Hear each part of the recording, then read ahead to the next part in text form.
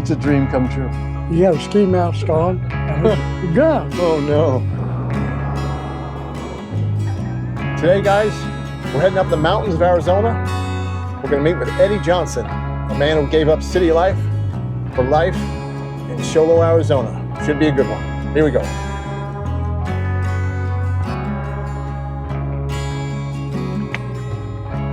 How are you? Good to see you, man. Good to see you, my Good. friend. Tell me what's going on here. Well, I bought this property in 2015. It was an acre, and it was interesting because it wasn't even for sale, meaning the sign wasn't up. So I just walked it. I was looking for something to retire to. And as it turns out, I'm walking the property, and here's an old sign on the ground, barely legible. Call John. And so number was enough just so I could see. Called John. He answered. I said, could I meet with you? Is that land for sale? He said, I'll meet you tomorrow morning. I said, great. I got here at 5:45. He was already here. He was that excited. And we made a deal, a handshake agreement. But I didn't build till 2020, right during, that nasty word COVID, and things were really delayed material-wise, but I was ready. And so I said, gosh, Eddie, do it now. It's look at blue sky. It's a dream come true. Well, it's a great looking place, and it's beautiful, beautiful country. Now, how did you know when the time was right? I always kind of targeted a lot of things I did in life after my dad. One of the things he always said was, retire at the right time. Don't stay long to the point where you're not valued. And he also said, gosh, if you get a chance, build your own house. So I knew I had this property. So that was always in the back of my mind. I go, I need to get this built. I need to get this built. And times were right for me financially. I could sell I had a condo in Phoenix. And so I was able to, do the build here. And I was worn out. I was 60 in the pool business. I always say kiddingly to people, I go, there's two things you should not trust in life. And that one is a skinny chef and a fat pool man. And I was not a fat pool man. I'm not trying to be ornery, but I go, bottom line is so I knew I was worn out and I was taking more time to do, the 20 pools a day kind of thing. But it created a good, obviously, opportunity for me. And I knew I wanted to get away from the city life. I grew up in small town Iowa. So this was as best a reflection of Iowa in Arizona that I thought I could have, where I still had some resource, still got a hospital, your dentist, all those things that you hope you don't need, but you do and end up in life with. Once you decide, that you've had enough, especially in a service industry, right? Where you really can't pan it off to somebody else to do it the way you did. And that alarm clock rings every morning. Oh, you're up and I was always ready to go, but that last year became very challenging. I wouldn't leave till 8 o'clock, and I should have been the first pool at 6. So the body was telling you, and it was what I had to do in 10 hours took me 12. I really personally designed the home after a couple things. One, for my folks, white home. Kind of a ranch style or farm style home. Yeah, it's nice, isn't it? How many square feet you got? 2,000. And then I also designed it after Buddy with the yard, so she could run, and play. Hey, that was part of my dream too. Part of the dog came part too. Part of the package, yeah. National forest, right this over side. here, yeah. Behind the house, up on top of the hill is forest. So you took some of the design from the house you grew up in. Interesting. Does that just was nostalgia? I mean, well, I sent a picture. Yeah, part of it. Yeah. I have a lot of respect for my mom and dad, right, and my family, and so if you do, you kind of maybe relive it, or they're both gone, but at the same time they're still here with me. As well. I feel. You carry the memory with them. I feel the same about my parents, and I had step parents too, so I did it 4 times. You know, and nothing prepares you in life for the death of your father or your mother. There's nothing in the book about that. You know, you think there is, and then once they're gone, you think, oh, why didn't I spend more time with them? Why didn't I ask this? My dad was 84, passed in 2000, World War II veteran, and mother, school teacher. So, you know, I couldn't cut up at home or away from home. But she lived to 96. And I used to go back to see her quite often. But I always tell people, I go, if you're a good friend of mine, you probably had a good relationship with your folks. Right. And I don't mean that it has to be a law, but it truly is a reflection. If you're good to your folks in later years, because we will all need somebody to maybe help us later, potentially. So what would you say it's like living up here? I mean, if you could distill it down to? I think, you know, what you'll find is like this, you know, you can drive the speed limit and not be, maybe approached by somebody who, wants to shoot you. Yeah, wants to shoot you or flip you off. So you just get more comforts, of small town. And a lot of people think, oh gosh, there's nothing to do. I remember there was a gal that lived in a condominium, and I went back to Iowa. But she said, where have you been? I said, I went back to Iowa. I said, I went to Dubuque. She said, oh, I was in Dubuque. There's nothing to do. Yeah. So that's what I think people from the, metropolis or from larger cities would say. There's nothing to do. Well, here, what there is to do is more outdoor generated. There's not shopping malls. There's not movie theaters to a large extent. But you can go camping, you can go hiking, you go biking, you go fishing, all those good things. Okay. Why is it called Cholo? Well, there were two gentlemen. There was a Mr. Clark and a Mr. Cooley. And they were playing cards. And they basically decided that when they were playing cards that there wasn't room for both of them to own the land that they owned. Yeah. They said, so we'll play a card game, and whoever shows low wins the land. So sure enough, Mr. Cooley played a club, 2 of clubs, deuce of clubs, and he won the bet. This is the kind of place you can just leave your door open? Yeah, that's just it. Look at I mean, you're not worried about fresh air. You're not worried about somebody walking in. That was part of getting out of nasties. town crime and just the city grind. I mean, For sure. because this is a whole different vibe to it. Oh, for sure, Paul. I don't want to be too critical, but Go ahead. but Phoenix is it got to be an asshole. You know what I mean? For me, I don't want to use any negative language, but the bottom line is what I mean is you didn't know, you go to the grocery store, you didn't see anybody you knew. Yeah. And then not say that's just my personality, outward Eddie. So I go, you know what? I don't need to hang out with people all day, but I like to see people at breakfast that I know, or say, hey, how you doing? How's the family? That's what I grew up with.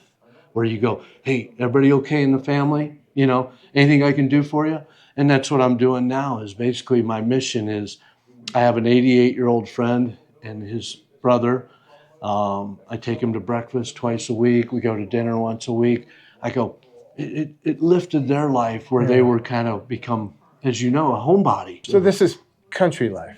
Oh, it's just country. Comfortable. Yeah, it's But it's country though, right? very much so. But you can see main how room, the reflection of kind of your life comes together maybe at the end. What I mean by that, the American flag means everything to me. My dad was in World War II. Yeah. And so as it turns out, what those men and women did back then is a reflection of what we have today. Sure. Okay. So a lot of flags, eagles, family here. I don't want the agenda I had, where you're racing and, doing 10-hour days working and making a business and whatever, which is great, but you don't want to do that forever. Well, there are seasons in life, and you can't stay in the same season forever. So. Thank you. And you said it before, how did you get here? You gotta have I always say you gotta have a dream. Yeah. You gotta have a goal. Now those things get adjusted or they get changed, but the bottom line is, I think you have to keep working towards it. And if it does, hopefully there'll be some fruition, or where you get a little bonus like this, It takes some luck, but Mother always said, I never met somebody that died of hard work. This is my father in prison camp in Poland. He was taken prisoner by the Germans. So this is him in the camp, as a prisoner. How was he captured? He was taken in North Africa. Oh, North Africa. That's where he was Rommel stationed. Yep, exactly. Was he in a tank or infantry or? Tank. And the reason they captured my dad was he was a captain. So they had, they wanted some information, and so when he went to this camp, quote unquote camp or prison camp, there were 1,200 men there, and they were all upper echelon, meaning, so the officers, officers, prison camp. Did the war just end and they let them go, or did? No, he escaped. Oh, no way! My dad. Tell me this story. Well, that's why it was so significant of like the movie with Steve McQueen. My dad watched that and he said that's truly the movie that depicted what I went through. Did he think that the Great Escape was true to life? Oh, it was good. Yeah, because he was digging a tunnel like they were. How did he get out? Well, here's the thing. They came in on a December day. They'd been there, like I said, that whole year, 1944, okay? And so they lined them up and they said, we're going to march you out of here. Well, this is the Germans coming in because the Russians were cornering them a little bit. So they said, we got to get you out of here. So they didn't know where they were going, didn't say anything of what the plan was. Dad kept just lagging back. He was smart. I say that because in the march, because they were having a hard time keeping these guys twofold along these roads. Okay, 1,200 men, and it was cold winter days, no meals, maybe rest at night on the ground, barren, frozen ground. Remember, this is in December in Poland, and so as it turns out, he just fell back, and they'd holler. Basically in a sense, get up here, get up here. So they kind of make motion, he'd say. So he just kept going back, get back, get back, get back, get back. Finally, a clear day, he and a partner just took off. They were way in the back, took off across this field. It was a good open field that he could run, 100 to 200 yards. And then finally shots fired over their head. He said, we made it. The Polish people were very good to him. They took care of him. They were very good. Yeah. They said, you can't come in the house, but we can feed you, but it'd be in the barn or a shed or whatever. So he survived, and then he caught up with the Russians, believe it or not, and fought with them. Because they were called our ally. What a great movie this would have been. Oh, he didn't want any, obviously, of any more recognition than anybody. Yeah. But then he fought his way through Ukraine. With the Russians? With the Russians. Well, that's amazing. And when he got out, it was at the Black Sea. Yeah. So how are you've entered a different stage of life. You're older. Yes. And I am too. And how do you feel people treating you now that you're so-called retired? That's a good question. I don't know if, I'm not trying to say I don't look older. I am. I'm 66. Yeah. But I don't think people think I'm retired. Well, you know what I mean? I don't think they, by looks alone, sometimes you base somebody by, the wrinkles in their face or whatever. And I haven't abused myself, and I'm not being boastful. I haven't had any real long-term bad habits. I'm not saying you look bad. I'm just saying, do you think that there's, in our culture, there's respect for elderly people? Oh, good question. I get a feeling that youth today don't acknowledge, our generation. But the communication, like today with younger generations is completely different. It's texting, it's emailing, it's phone calls. So the person-to-person contact has kind of slipped away. Do you miss the old days? Oh, I do. Yeah. I try to relive them. What do you miss the most? Oh, I think just people being, hey, how you doing? How's the family? Yeah. See, I don't have family out here, so that's the only thing I'm missing. But if I went back to Iowa,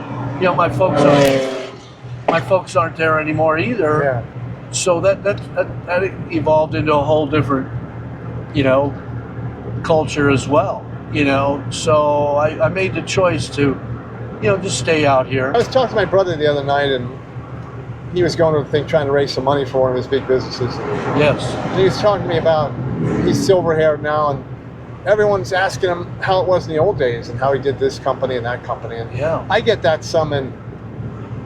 with some of the younger, because we hire a lot of younger people in the films. Yes. Many of them just think I'm just old. You know? But some of them respect where I've been and what I've done.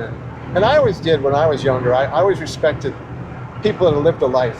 Thank you. Because life is hard on planet Earth. Well, I think what happens too is when you get older, you get forgotten. Yeah. You know, per se, like Don, I keep mentioning Don and Lloyd, his brother, they're 88 and 90 respectfully. Yeah. And to be honest with you, you know, I bring attention to them when I go out to eat, because a lot of times when they speak so softly, I don't think people hear them or even want to take time with them. So I'll say, hey, did you hear what he said? You know, I'll repeat it, and then it gathers their attention. Right. You know? Yeah. Yeah, it's quite a journey and then when you get older, you don't necessarily feel old. Well, I don't, like myself, you know, like my mother used to say, she knew more people in the cemetery than she did in town. Yeah, now that's an interesting point. You know, when you're young, you know, until like your grandparents start to die, unless there's been some horrific thing, you don't know death.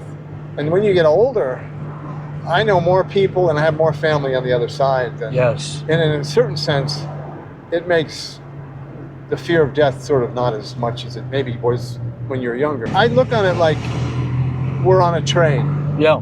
And we started back there, and you may not feel old, but the last destination is just a couple of stops. Yeah, right over the horizon. You know what I noticed about this place? How's that? There's American flags everywhere.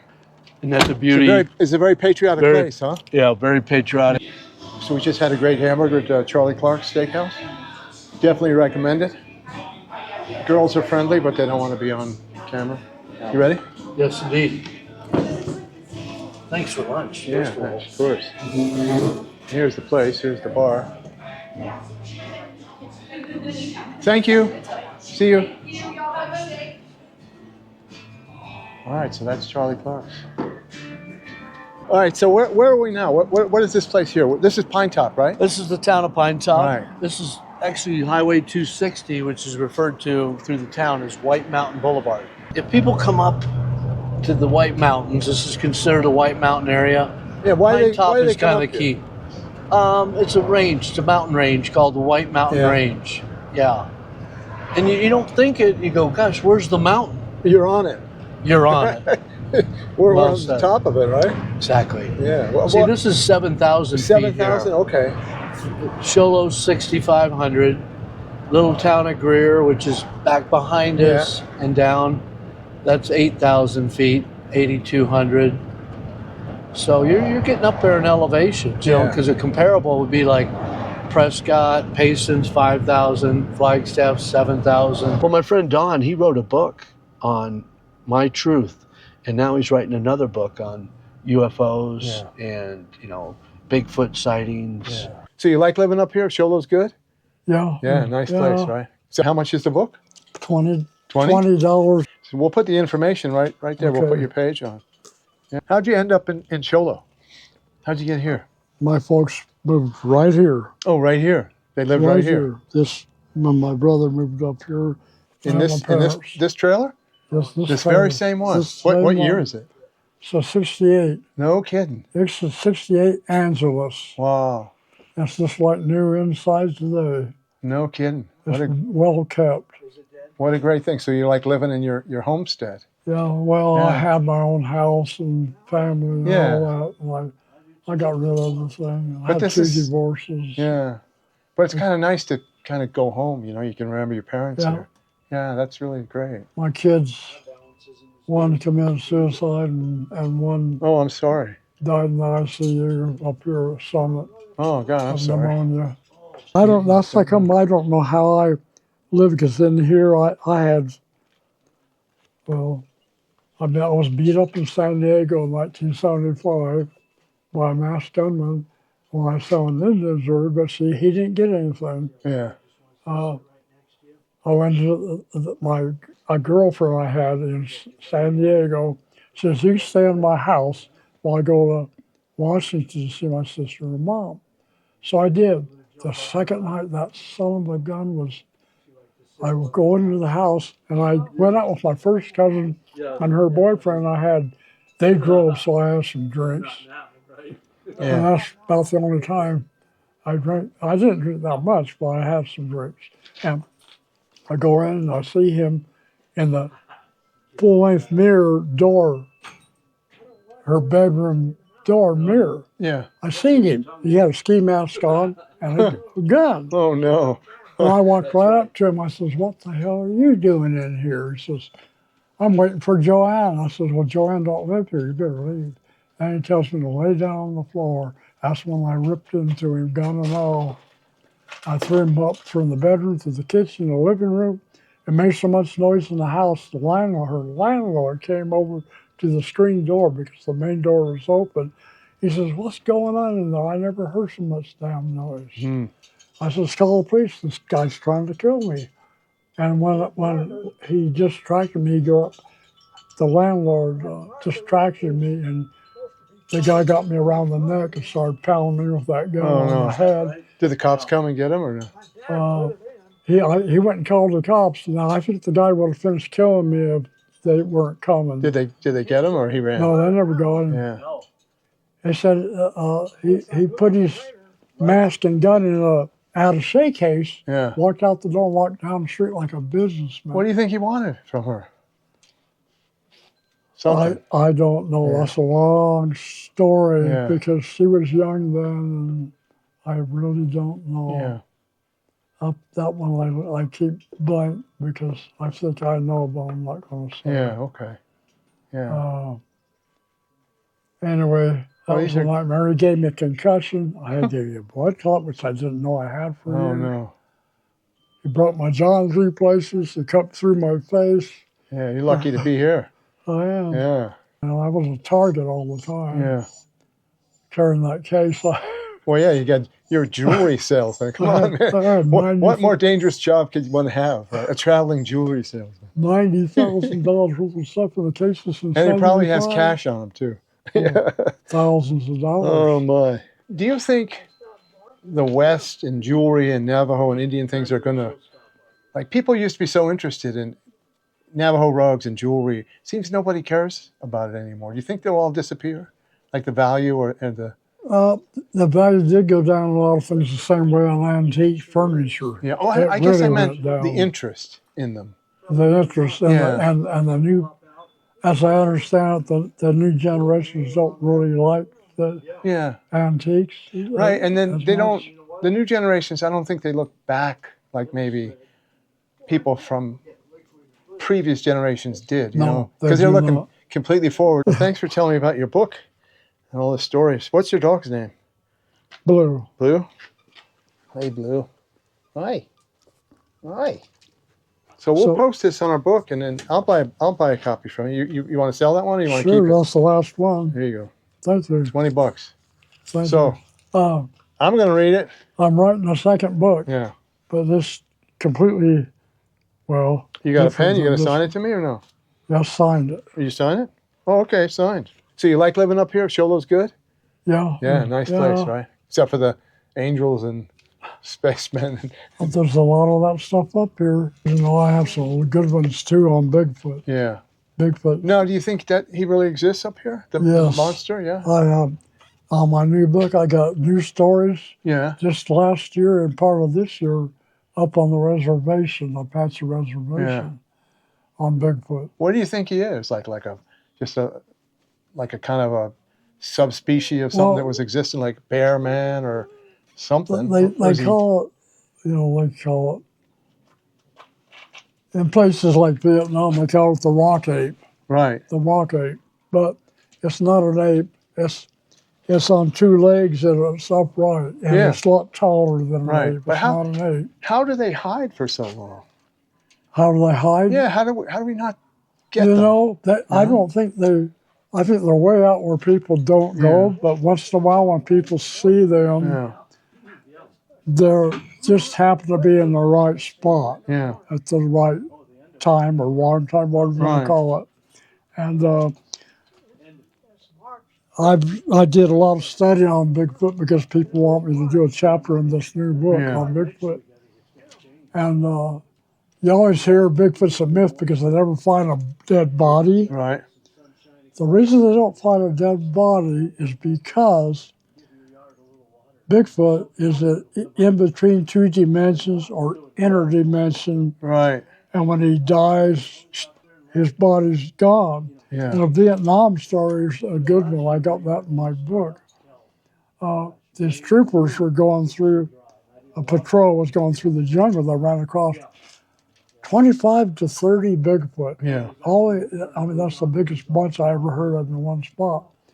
And the Bigfoot was throwing rocks out at the troops. I guess they were on the Viet Cong side, right? So the troops called command back and asked them what to do. They said throw rocks back at them. So they had a big rock fight, and a lot of the troopers got hurt. So then the Bigfoot left.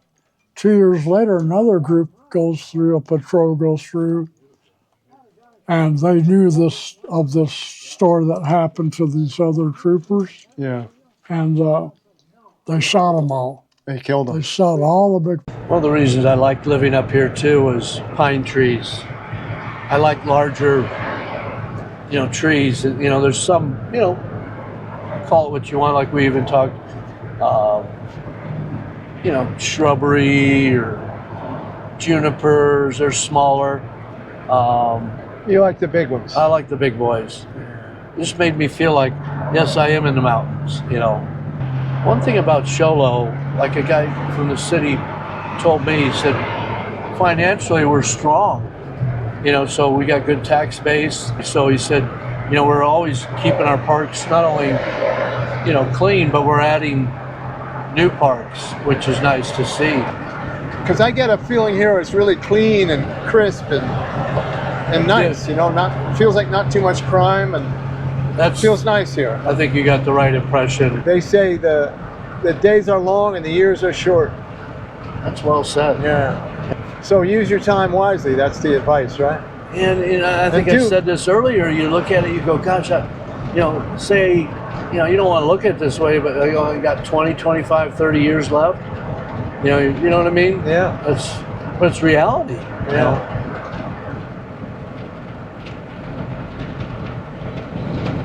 A lot of storage places up here, a lot of RV parks. That's a lot of that based on tourism. That's a city park with around a guy's personalized pasture. Yeah. Well, you look back on your life and you don't. Is there anything you didn't do?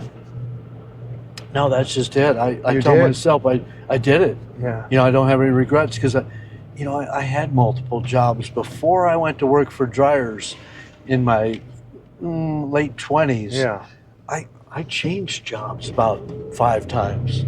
And that's the thing you can do to better yourself, or if you're not happy with something, then make a change or make a difference. Yeah. So I was fortunate that I could do that and did it. So I had a lot of, I worked for a limousine company. I worked for a landscape company. You're trying to find yourself, doing something. You told me that great story about Josh Brolin. Yeah. I would love to meet him again someday. Yeah, tell the story. Oh, Josh Brolin, yeah. James Brolin's son, right, who married Barbara Streisand. So the call came into the office, hey, who wants to go to Prescott? I go, I'll do it. I was the only one that put my hand up. And because guys always felt like if they go out of town, they can't make, the good tips. I get to the door. Somebody said, I go, gosh, here to pick up Josh Brolin. And another individual didn't say who. He said, okay, very good. Well, they had a flight at 9 o'clock. I had their flight time at United Airlines. Remember, this is in the 90s. So fortunately, they didn't have to, go through, inspection and all that, all the delays. So anyway, I go to the door, go back in a half hour, no answer. Office is calling. Hey, are you on the road yet? No, not yet. You got to figure 90 miles. So 90, you have to allow an hour and a half. You know what I mean? That'd be, so if you left at 6:30, it'd be 8 o'clock. Well, as it turns out, they didn't come out till 8 o'clock. 8 o'clock. And we're an hour and a half away for a 9 o'clock flight. He looks at me, he says, you think we can make it? I said, if you pay the fine. He said, okay. So, I horse paddled down that I-17, 100 miles an hour and made it like 5 minutes to 9. They jumped out of the car. I said, we'll see you guys. They didn't even we weren't even hardly giving our goodbyes. And sure enough, I said, I'll wait here for you for 20 minutes. And that way, if you have to come back, I'll take you somewhere. They made it. They ran through that airport and made it. And Did you get a good tip? here's the key. I didn't get it then, but they said, Eddie, do you want the return? I said, oh yeah, I'll take him back home. So that's when he hit me good. He was so appreciative. He goes, man, you were the best. I was like, thank you. It made you feel good. Do a lot of people come up here to retire? Yes. So they really is it known as a destiny now? Yeah, like it's the word's out, right? That this is a good place. That was the front door. That was, one of the things that you're finding is I located here Yeah. versus Payson or Prescott or Flagstaff, because those were an hour or two away. This is about 3. Yeah. 3.5 as it turns. Maybe for the Keeps most people out. keeps most people up, but they're now finding it. Right. Right. That's that kind of phrase in the farm, so he said, if you get a chance, do 2 things in life. I go, gosh, just 2? He goes, well, there's multiple things, but 2 can be very impactful. And one is go work for yourself. And the other, which is a risk, more, to take it upon yourself. And the other is to build your own house. And I was fortunate to be able to do both. So what's different up here than being down in the city? What's Fresh air. fresh air? 1. Yeah. 2 is just, I feel safer here. You mean crime? Limited. I mean, safe meaning what? From a crime okay, standpoint. yeah. Oh, for sure. Yeah. You'll hear of things, somebody driving through town, at a reckless speed or something, but usually if there is activity of negativity. Yeah. Can you say that, Paul? You just did. What other wildlife you see out here? Well, javelina, Yeah. elk occasionally, Right. deer frequently, elk occasionally. I saw a bear one Yeah. time right up here, right behind this area here, about, maybe 20 yards up. Yeah. Because I came out and Buddy was barking up a storm. This is in March of last year. First time only I've ever seen one. And I thought, man, March, you got to be careful. That's when they're coming out of their little. They're hungry. They want breakfast. Exactly. So I looked over here and it was a clear day like this. It was an evening, it was dark. So I looked over and that bird feeder was swinging big time. So and I go, something just moved from there. So I took my big light out here, looked, brought it up here, 2 eyes staring right at me here. I must say, it really smells good up here. Man, yeah. You just take it in. I wake up, it's 35 degrees at 6 o'clock, say this time of year. People go, oh, I go, no. It's good. If you stand out in the sun, it feels so good. And then by 9 o'clock, it's up to 50. Now it'll be maybe up to 65, 70. Now that's not year round, but it's, there's bonus times of the year and there's not, but at the same time, winters are not brutal like Iowa where it's freezing and icy and we get a good snow. It's pretty well gone the next day, on the streets, that is. Thanks for taking me around and showing me your world.